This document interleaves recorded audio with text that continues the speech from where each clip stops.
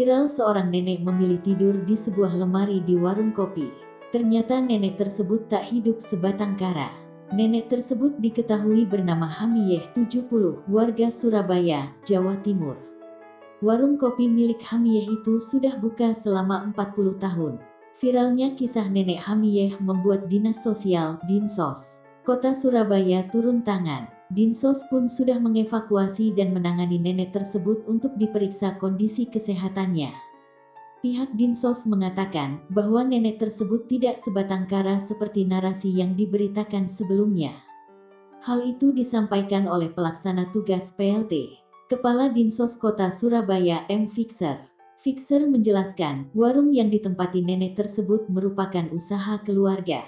Dalam kesehariannya, ia menjaga warung tersebut. Berdasarkan keterangan pihak keluarga, nenek tersebut tidak tidur di lemari yang sempit.